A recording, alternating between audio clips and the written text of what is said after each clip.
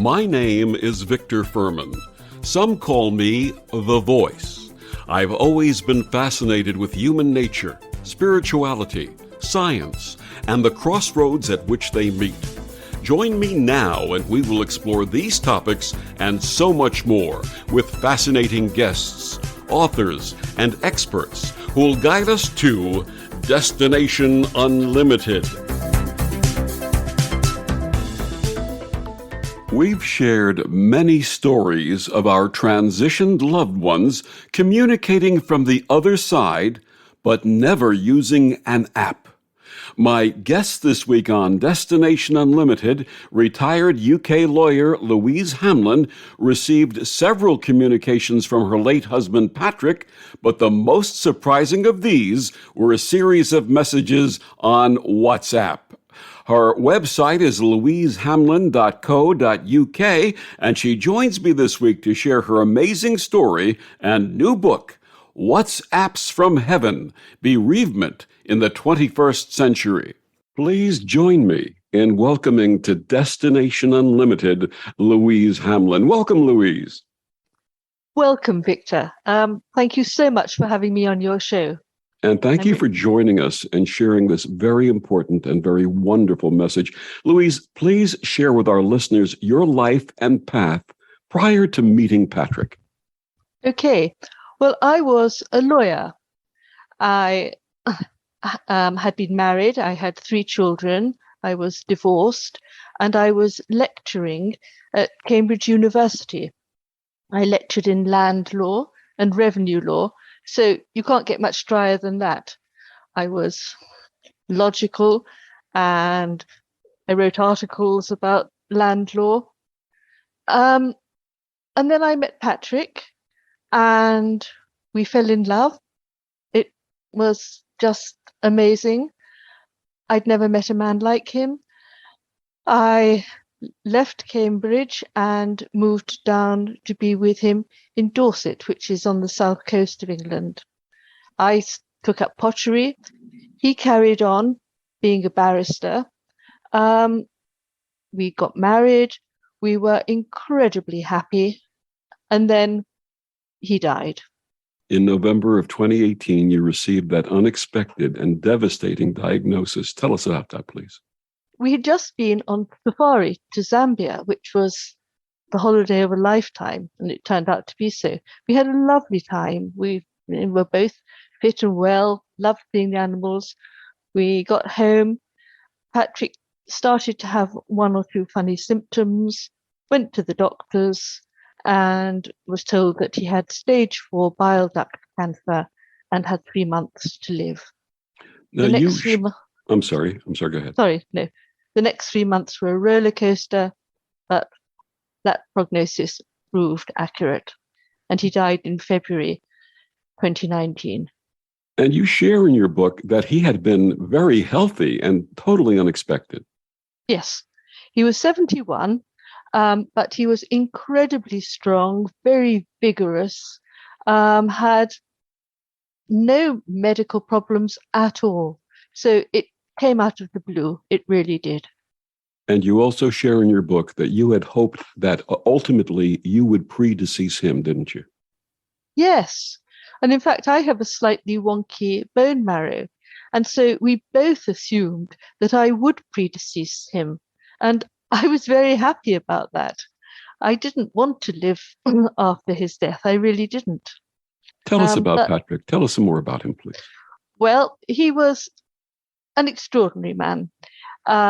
He was an alpha male, very argumentative, and he would argue with anybody. Not quarrelsome, argumentative. He was very witty, very funny.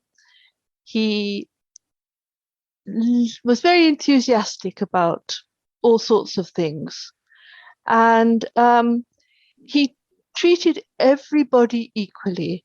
He wasn't the slightest bit interested in status or how much money people had. And so actually at his funeral, there were people from every single walk of life, because he treated everybody equally and honorably, respectfully, and he was amusing. He was very, very amusing.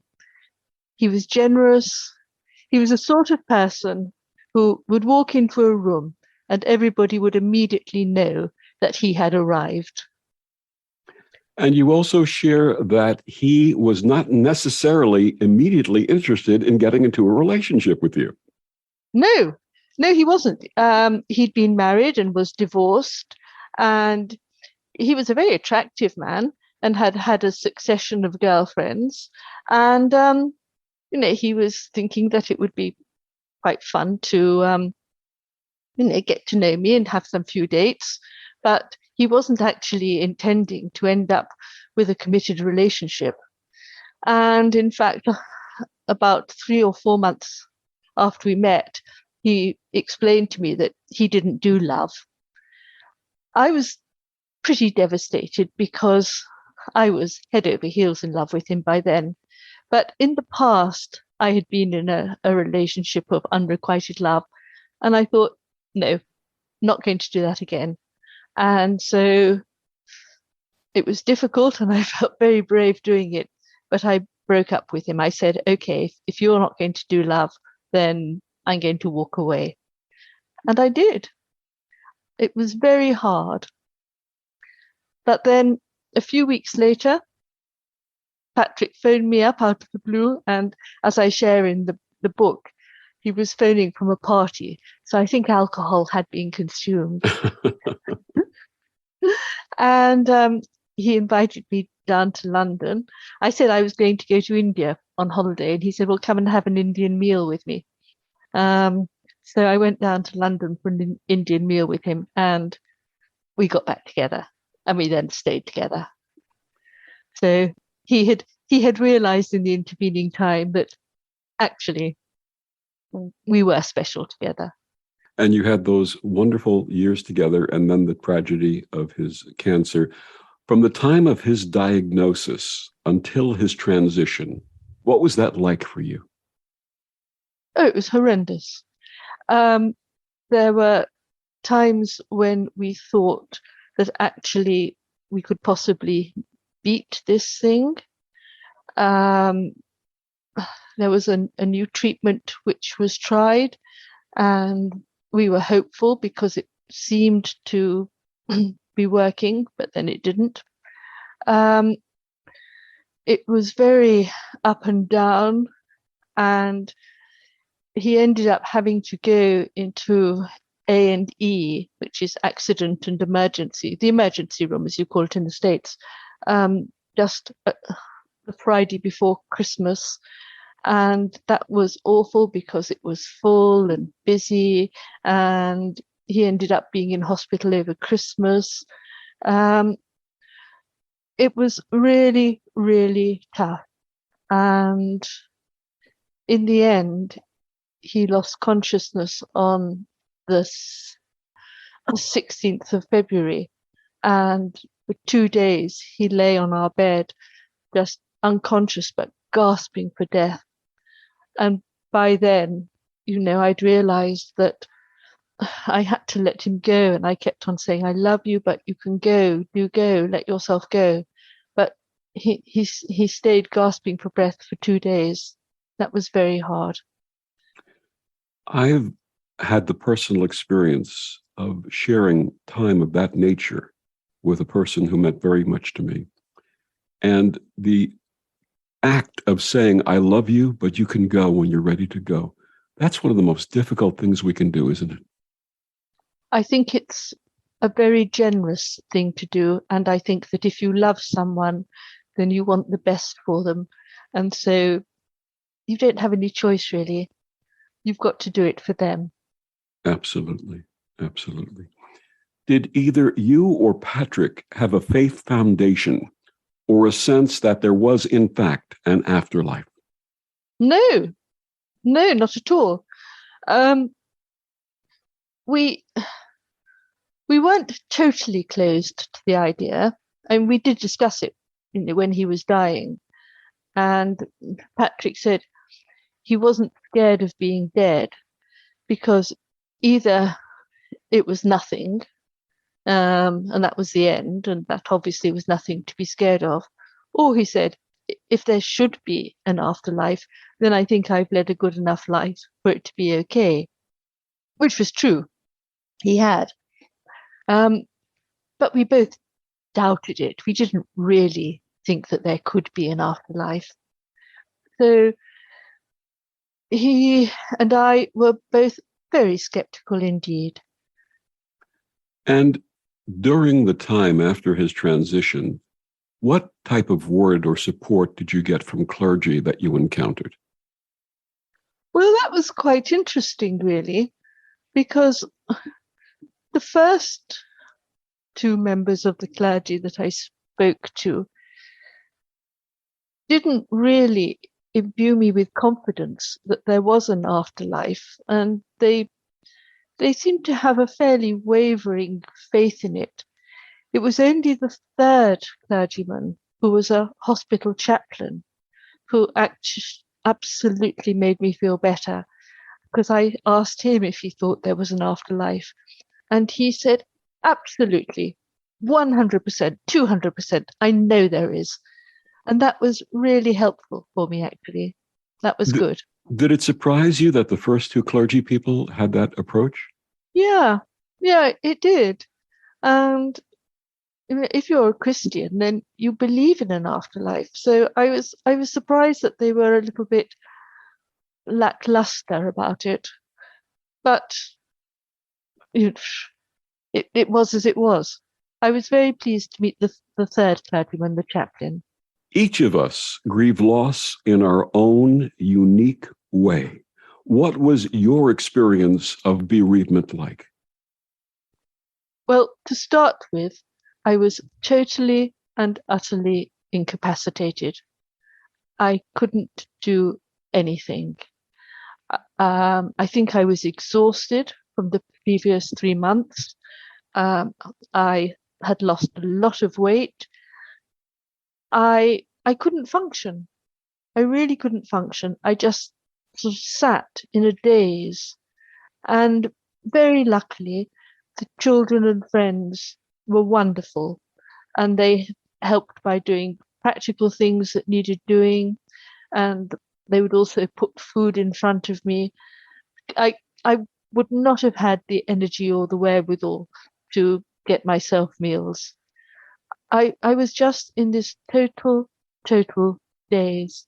And I felt only half a person. I felt as though half my body had been ripped away from me. What advice would you share with our listeners who are newly bereaved? Well, I found two ways that helped me get through those terrible months. The first one was not making any plans, not even thinking about the future, not thinking about the past, but just trying to live in the moment. And I would just say to myself, I just have to get through this morning, or I just have to get through this afternoon. And I didn't think beyond that. I couldn't, it was too scary, it was too upsetting, but I just concentrated on living in the moment. The other thing that helped me was meditation. Um, there's a whole lot about meditation on the internet and in books. I just would sit quietly and close my eyes and would concentrate on my breath. I also, years ago, learned how to do transcendental meditation, and I'd rather forgotten, but I did know that I'd been given a mantra. So sometimes I'd repeat the mantra, sometimes I would just count 1, 2, 3, 1, 2, 3. But just doing that I found quite calming. So those were the most helpful things as far as I was concerned. You shared that you had the support, obviously, of your children, Patrick's children, and very dear friends. What would you share with those who have friends who are now newly bereaved? What kind of support works and what doesn't work? Oh, but that's an interesting question, Victor. I think what works is practical help, it's no good saying, as some people did, oh, do let me know if there's anything I can do. Because frankly, when you're newly bereaved, you don't have the wherewithal to pick up the telephone or to ask for anything.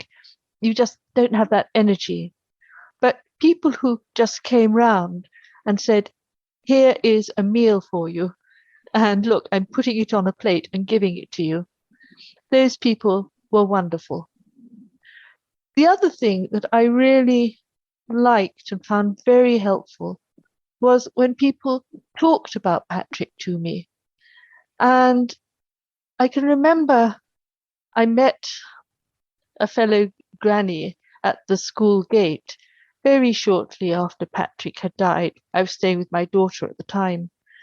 And she didn't say anything about Patrick or me being bereaved. And I guess that she didn't want to because the children were there. But I found that so hurtful. Whereas people who talked to me about Patrick, they really just made me feel much better in myself. And I was pleased that, he hadn't suddenly been wiped from the record.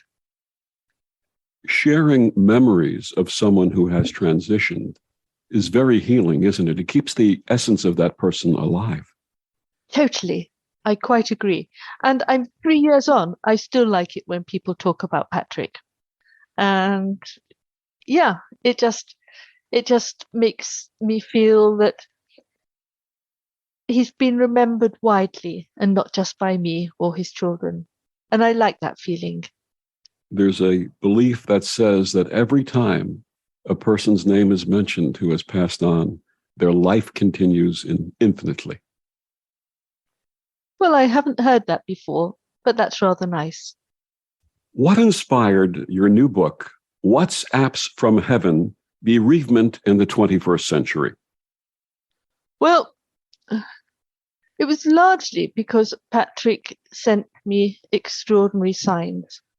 After he died, I well, I suffered from cognitive dissonance, which I think is pretty common. So half of me thought that he had gone and that was it, and death was the end of everything. And half of me really worried in case he wasn't okay. I wanted to know that he was okay. I wanted him to know that I still loved him. So I started going to mediums, and I found that very, very helpful. And I started getting signs from him.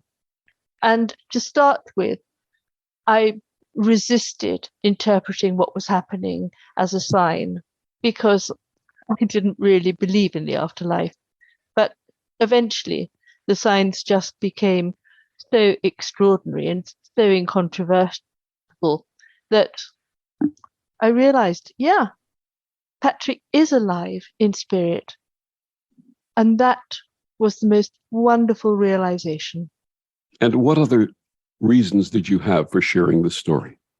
I felt that Patrick had obviously had to work really, really hard sending these signs because I was so skeptical. And I describe all the signs in my book. And I felt, well, he's gone to all this trouble to let me know that he's still alive in spirit and that he still loves me. And I think that I should actually respect and honor all that trouble he's gone to and let the world know that he has survived and spirit survives. It's completely changed my worldview. And at a time when so many have lost loved ones during the COVID pandemic and other events over the last couple of years, this message is so important in our world, isn't it? Well, as I say, Victor, it has completely changed my worldview. And I realize now that death is not the end. I still have a relationship, a loving relationship with Patrick. He's not here in body, but he's here in spirit. I still feel his love and I can still love him. And I know that he feels that. And I know that one day I will die and my spirit will meet up with his again. And that is huge. That is really huge. That just Absolutely. makes my jaw drop. And it's Abs- wonderful. Absolutely. My guest is Louise Hamlin. Her book, What's Apps from Heaven? Bereavement in the 21st Century. Louise, please tell our listeners where they can get your book and find out more about you. Right. Well, I have a website, which is louisehamlin.com. And all good bookstores and internet stores have my book, but you can pre-order it now from Amazon, Barnes and Noble, your favorite book supplier. And we'll be back with more of Louise and What's Apps from Heaven after these words on the OMTimes Radio Network.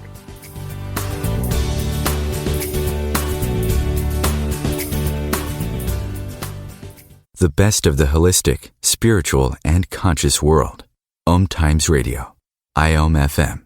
OMTimes Magazine is one of the leading online content providers of positivity, wellness, and personal empowerment. A philanthropic organization, their net proceeds are funneled to support worldwide charity initiatives via Humanity Healing International. Through their commitment to creating community and providing conscious content, they aspire to uplift humanity on a global scale. OMTimes. Co-creating a more conscious lifestyle.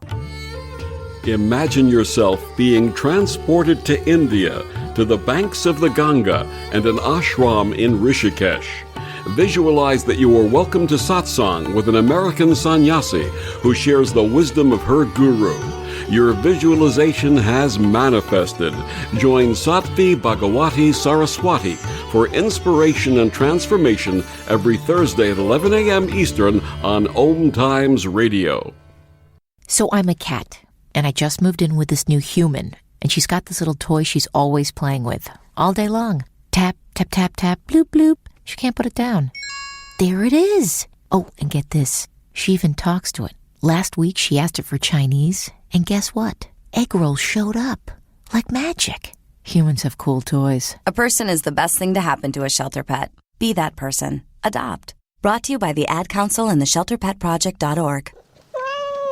Hello, I'm Sandy Sedgbeer, host of OMTimes Magazine's flagship radio show, What is Going On? My passion is sifting through information, research, and innovations from new thought teachers, speakers, and researchers pushing back the boundaries of what we know about life, energy, metaphysics, and the universe. I love shifting perceptions about who we are, why we're here, and how quickly impossible becomes normal when we open our minds, expand our awareness, and accept that the only limits that exist are those we place upon ourselves. So if you're the kind of forward-thinking, eager investigator of what lies beyond the current reality that most perceive, why not make a date to come play with me in the field of possibilities at 4 p.m. Pacific Time, 7 p.m. Eastern Time every Thursday, and together we can discover what's really going on.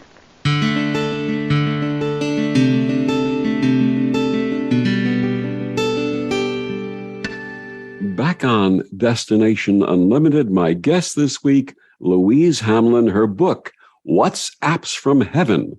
Bereavement in the 21st Century.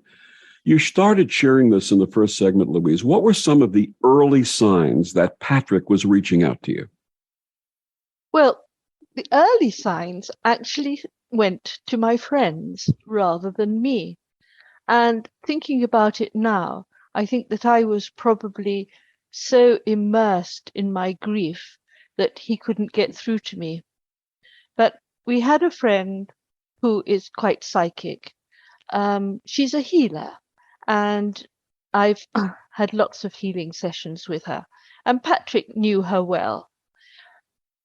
About 5 days after he died, she apparently was worried whether or not he was okay. And one morning she asked him for a sign, and she asked for a flame, not in a fireplace, but she wanted to see a flame to know that he was okay. She then went about her day, and she had actually a very busy day, so she rather forgot about it. And that evening she went to draw her curtains, and there was just one tall single flame coming up from a neighbouring garden. She couldn't see what was causing the flame because the fence was in the way. She ran and got her phone and took a photograph of it. Shortly after she'd taken the photograph, it died down. She then contacted me to tell me. She was sure it was a sign from him, a sign in response to her request. I thought it was probably a coincidence. And the same thing happened with some feathers and with some lights. Friends were asking him for signs and they were getting signs. I was thinking, yeah, it's a coincidence. Who knows? Who knows? It was the WhatsApps which really, really made me sit up and think, wow, these are signs. And we'll get to those in a few moments. You were a skeptic, obviously, as you shared, but you began visiting a series of mediums. What were those visits like for you? Well, I think I saw about probably 4 or 5 mediums. A couple of them just didn't do anything for me, and I didn't think that they were on the right wavelength. In fact, the first one that I saw, she didn't seem right at all, and in fact, she then started to get a bit ratty with me because I kept on saying, "Well, no, he wasn't a military man. No, that isn't right." And she then said, "Well, what do you do?" And I said, "Well, I was a lawyer." "Oh," she said, "well, that's why. Lawyers are very difficult to read for." So anyway, so I abandoned her. But I persisted, and I think this is a message for anybody who wants to go and see a medium. If the first medium you contact doesn't do it for you, don't give up, because the second medium I contacted was brilliant. I found her on the internet, so I phoned up to make an appointment, and I said on the phone, "Hello, my name is Louise. My husband died in February, and I would like to see you to see if I can make contact with him." So she said, February, that might be a bit early, but no, he died in the middle of February, didn't he? And I said, "Well, yes." And she said, "Oh, he's telling me he died on the 16th of February." And I said, "Well, no, he lost consciousness on the 16th. He actually died on the 18th. "No," she said, "he's telling me that he died on the 16th. And so that's what I'm writing down." And I thought, well, that's extraordinary because I can quite see that Patrick would have thought that, to me, he did die on the 16th. And, she had no idea who I was. February has 28 days, and she absolutely homed in without hesitation on the day that he'd lost consciousness. I went to see her shortly thereafter, and she said lots of things which were really quite extraordinary. For example, she said, "Oh, he's showing me a cornflower. Why is he showing me a cornflower?" She didn't just say he showed me some flowers. She was very specific that it was a cornflower. And actually, cornflowers were very significant because Patrick had worn a cornflower in his buttonhole when we'd got married. He'd done that because my grandfather had always worn a cornflower in his buttonhole during the summer. And so it was a bit of a tribute to my grandfather. But Patrick and the ushers, the best man, they all wore cornflowers. So I thought, well, that's amazing. And then she said, "Oh, he's pointing at his feet and laughing, and he's wearing slippers." And again, that made sense to me because I'd sent his clothes to the undertakers for them to clothe him in the coffin, clothe his body. And I thought about it. I thought, what shall I send? And I thought he was always so happy outside. And so I sent his outdoor clothes. But then I looked at his boots and I thought, they'll be a bit uncomfortable for him. And so I sent his outdoor clothes, but his slippers. So it was an odd combination. And I thought, again, I can quite understand why he was laughing that I'd sent slippers. This is what's referred to as evidentiary mediumship, and it's taught at the Arthur Findlay College in England. And obviously, Yes. these are people who had graduated from that. Please share some of the other things that mediums shared with you that you found to be extraordinary. Okay. Well, actually, what is quite strange is two completely different people both said to me, "Oh, Patrick's saying that he's hanging out with Picasso." And, the first time somebody said this to me, I thought, well, that's a bit weird. Okay. And Patrick was a great art lover and very much admired Picasso. And in fact, Patrick, as a hobby, used to deal in art. And so I can quite understand that he would have been thrilled to hang out with Picasso, but I just thought it was a bit unlikely. I thought it was a bit random. And then a few weeks later, I saw somebody else and they said exactly the same thing. And I thought, oh my goodness me. Well, then that's just too much of a coincidence. He must be hanging out with Picasso. And I'm sure he's thoroughly enjoying that. Another medium said to me, oh, Patrick really loves it when you wear your green earrings. And that was special because when we got engaged, Patrick bought me some very beautiful emerald earrings, which I only ever wear for Beth. But, how would a medium have known that my very best earrings were these emerald earrings? I think it's inexplicable, other than that Patrick was talking to her, or at least communicating with her. Is that the point at which you realized that these communications and signs were real?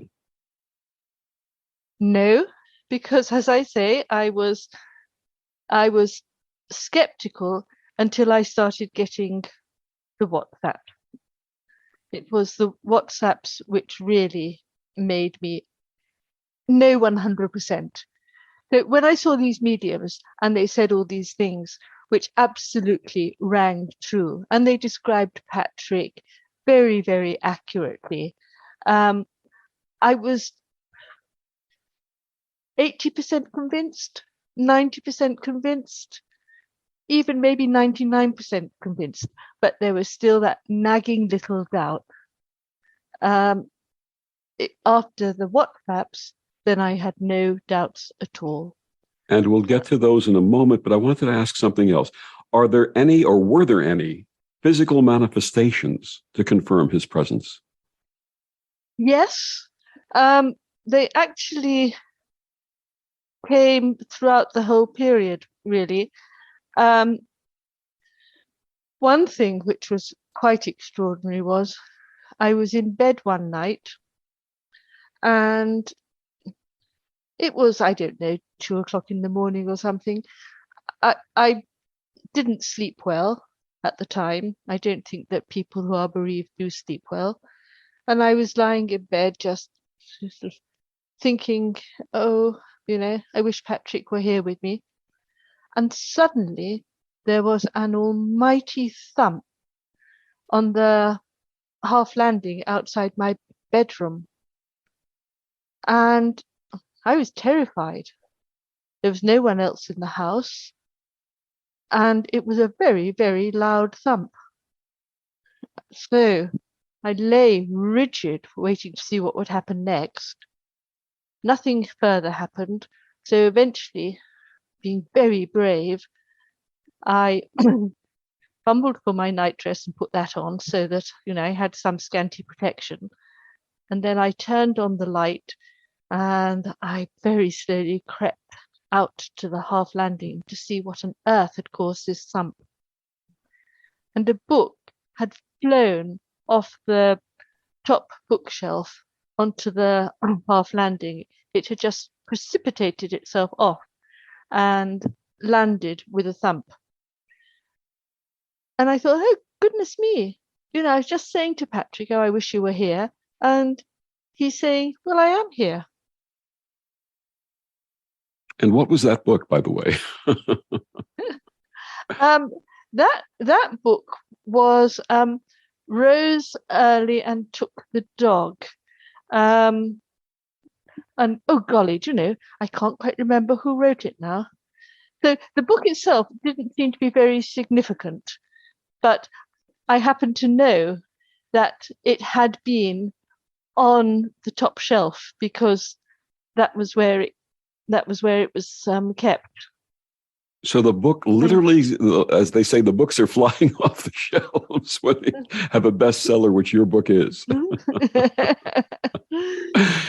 but yes, it was really, really strange. Yeah, it was by Kate Atkinson, I remember now, and I have several books by her, and they were all on the top shelf, and this one particular one had just flown off. There was absolutely no rational or materialistic explanation for it. And tell us about the feathers. Yeah, well, feathers sort of started happening quite soon after he died. And to start with, other friends were seeing them. And then one day, I thought I would actually ask for a feather. And I was about to make a couple of train journeys. And so I said, Patrick, I do want to know that you're around and that you're okay. Can you send me a feather on a train? The next day, I got onto a train and it was quite crowded. So I was looking for a seat and there were just a couple of empty seats sort of halfway up the carriage. So I walked up and sat down and was rather pleased to sit down. And then I glanced at the empty seat next to me and there was a feather on it. And the important thing here is that there was nothing feathery in the carriage at all. The seats were foam seats. There was nothing that could have produced a feather. Another time, I woke up in the morning and I'd left my clothes the night before just in a heap on the chaise longue, in a rather untidy heap, I must admit, and the jumper was on top. And thrust into the jumper with quite some force was quite a large feather, so that it was upright. And I guess that there could be feathers in a bedroom, but how this feather had ended up thrust right on the top of my jumper and going into my jumper, and it was a loft, and it was extraordinary. And again, that didn't look as though it could have happened naturally. And was there a significance to feathers themselves? Not really, apart from the fact that shortly before Patrick died, we had both become very interested in birds. But that's all. That's quite tangential. I think that's quite more than tangential. I think the sign of the feathers from the birds and you're both falling in love with birds and with nature is very important. Oh, Victor, can I just tell you another feather story? Please. Because this again was on a train, and I was coming home from London. I had my dog with me, and I was sitting at a table, and there was a woman sitting the other side of the table. And normally on a train in England, you don't really talk to the other passengers. But because I had my dog, she started saying, oh, he's a lovely dog, or she's a lovely dog, what's her name, etc. And we got chatting. And we discovered that we were both widows. And we chatted some more. And I then sort of very, very casually said, oh, have you had any signs from your husband? Whereupon she immediately said, yes. And she started telling me her story. And I was saying, oh, this is really interesting. And she said, oh my God, look. And as she was talking to me, a feather floated down onto my book, which was on the table in front of me. And we both looked, and there was nowhere that that feather could have come from. So it was really bizarre. Well, she said, that's a sign. And I said, yes, I think it is. Wonderful. A confirmation from someone else. My guest is Louise Hamlin. Her book is called What's Apps from Heaven? Bereavement in the 21st Century. And in the next segment, we're going to talk about those WhatsApps. Be back after these words on the OMTimes Radio Network.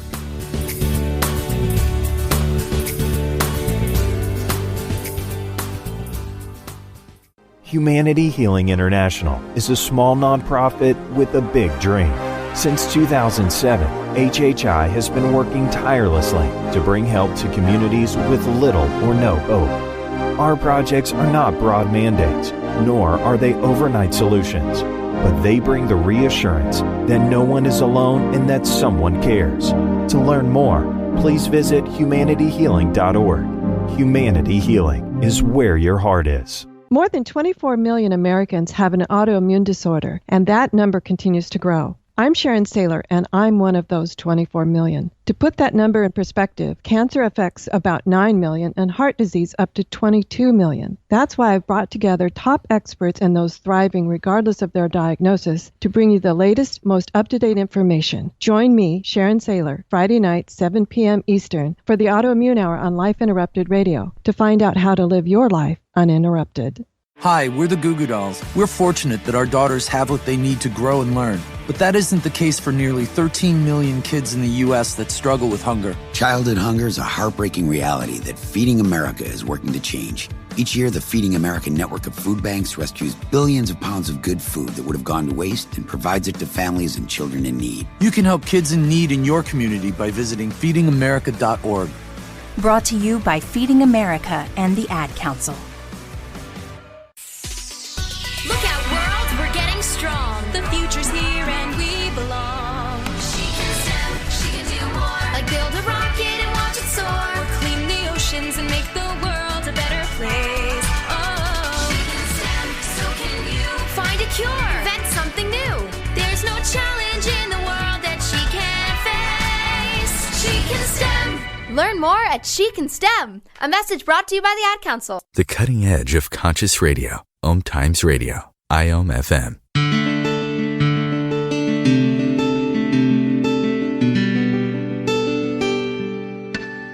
Back on Destination Unlimited, my guest this week, Louise Hamlin. Her book, What's Apps from Heaven?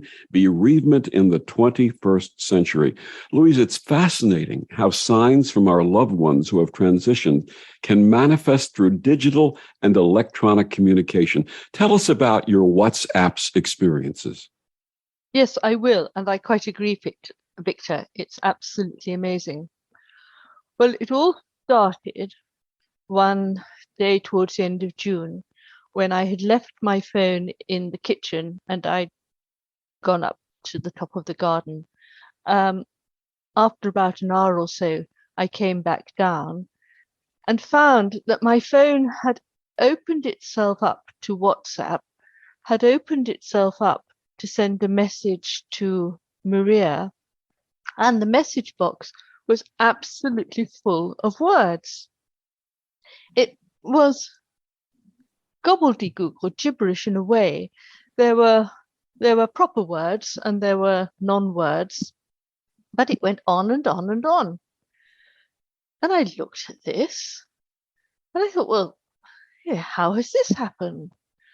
The house had been locked. There was no radio on or anything. So the house had been quite silent. And I just couldn't work out how all these words had ended up in the message box. And I was going to delete it. And then I thought, well, let's send it to Maria and see what she thinks. Because Maria is a medium whom I had consulted and who had seen orbs when I'd been in touch with her, which she said were from Patrick, and lights, which she said were from Patrick. She seemed to have, a very close channel of communication to Patrick. So anyway, so I sent her the WhatsApp and I explained, I said, "Hey Maria, I came and found this on my phone. No idea what it is. What do you think?" So she replied, "No idea." And that was that. But then the next day, she sent me a WhatsApp, and underneath she explained that she had found this on her phone ready to send to me, and she hadn't done it. And it again had quite a lot of apparent gibberish in it, but also there were more words that could be understood. 3 times it said in the course of the message, "Darling, it's me." And perhaps I should say here that Patrick always used to call me darling. "Darling, it's me. Darling, it's me." Well, as you can imagine, I was both thrilled and amazed. I couldn't really get my head round it. Of course, I desperately wanted it to be from Patrick, but the idea of Patrick sending WhatsApps seemed so bizarre. Anyway, a couple more messages came from Maria's phone, and these again were messages that she had found on her phone. So I was beginning to think there is something in this. And then one day at the beginning of August, I went out walking. I put the phone in my pocket and I was walking the dog. When I got home, I pulled out the phone from my pocket and discovered that the phone was saying that I had created 2 new WhatsApp groups. One called Hamlin Family, consisting of Patrick and me, and one called Hamlin's, consisting of Patrick, his daughter, and me. And it happened that that day was his daughter's birthday. Well, I stared at the screen in total shock. I knew that I had not created these WhatsApp groups. I knew it couldn't have happened accidentally with the phone jiggling in my pocket. And I thought, this must be from Patrick. I could not think of any other explanation. And once I'd got over my shock, I thought, this is absolutely the total confirmation that I have been seeking. This shows me for sure that Patrick is still alive in spirit. As a postscript, at the time I was staying with one of my sons, and my son is a lawyer as well. And my son has always been skeptical about this sort of thing. So he decided that he would investigate to see whether somebody could possibly have hacked my phone or somehow created these WhatsApp groups at a distance. And he went into it in quite some detail and eventually said, "No, Mum," he said, "nobody could have created those groups without your phone. And if your phone was in your pocket, which it was, then that means that, yeah, it was Patrick who created them." Wonderful. What a wonderful story. Thank you for sharing that with our listeners. Well, it was thrilling. It was thrilling. It was extraordinary. And I expect it was quite difficult for Patrick to do. But, he was a very strong, determined man. And he was working very, very hard to let me know that he was still alive in spirit. And how many more of these messages did you receive? Oh, quite a lot. Yeah. And I've had one message since writing the book. And that one message that I've had, again, it was sort of in a bit similar to the others, but it said, amongst other things, "I can hear, darling, and please hear me. Oh, So, that sent shivers down my spine as well. absolutely. You also had an experience with playing cards. Yes. And this, Victor, is again very extraordinary. And I think totally inexplicable unless you accept that spirit survives. I don't know if you play bridge, but when you play bridge, you have 2 packs of cards. You play with the first pack of cards, then you play with the second pack of cards, then you go back to the first. And I was playing with 3 friends. We played with the red pack of cards, then we played a hand with the blue pack of cards, and then we went back to the red pack. And my friend Jane was dealing, and she dealt the cards, and there was 1 short. Now, that's not unusual. We thought she must have misdealt, so we counted our cards. But no, she hadn't misdealt. So we thought, oh, that's odd. But we looked on the floor, and we couldn't see it on the floor. So then we stood up and shook out our clothes. We still couldn't see it. And then we started really seriously looking for this card because we knew that we had played with it previously. So, we knew that the red pack had been complete when we played the first hand. Then one of our numbers said, well, let's work out what card it is. And she said, do you know what? I bet it's a heart. And it was a heart. And it was the 9 of hearts. And so they said, does the 9 of hearts mean anything to you, Louise?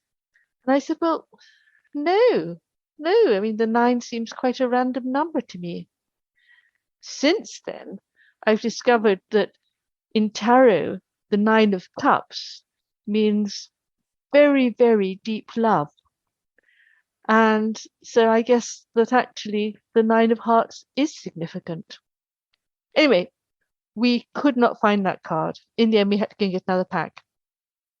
The next day, I did a thorough spring clean of the room, searching for the card, pulled everything out, pulled the ottoman out, no card. Over the following year, that room was deep cleaned quite a few times. Every time the ottoman was pulled out, no card. And then, just a few months ago, we were cleaning, we pulled the ottoman out, and there was the card. It had been missing for well over a year, and then it suddenly reappeared. And the message woven therein, love survives everything. I think that's absolutely right. And isn't that a lovely message? It's a wonderful and a hopeful and a generous message. What would you like readers to take away from WhatsApps from Heaven? Well, I would like people who are bereaved to know that actually, with time, you can begin to create a new life for yourself. And it's not the life that you wanted or expected or planned, but you can find happiness again eventually and joy. And I would like them to know that the death of their loved one is not the end. They will be reunited with that loved one when they die. And in the meantime, you can carry on having a loving relationship with the person in spirit. And I think that those loved ones who have died, I think in spirit, they can watch over us and see us and be with us. Absolutely. What's next for Louise Hamlin? I don't know, Victor. I honestly don't know. The future is now an open book, and I am going to enjoy the rest of my life, which I would never have said 3 years ago when I was deeply bereaved. I don't quite know what's going to happen, but I relish the small things, I relish the big things, and I'm going to make the best of this life and then I'm not at all scared of dying. My guest is Louise Hamlin. Her book, What's Apps from Heaven? Bereavement in the 21st Century. Louise, one more time, please tell our listeners where they can get your book and find out more about you. Well, I have a website, which is louisehamlin.com, and you can order the book now from whoever you use to get your books from. So Amazon, Barnes and Noble, your local bookstore. The book is actually being published in the States on the 1st of August. And I do hope that if you read my book, you will find that it is consoling and reassuring and helpful. Louise, as we shared offline prior to the interview, we both had a common experience of being connected with those that we love who have transitioned. Thank you so much for sharing this message that so many need to hear. Thank you very much, Victor, for giving me this opportunity to talk about my book and what happened to me. And do you know, if this conversation has helped anybody, then I'm very pleased.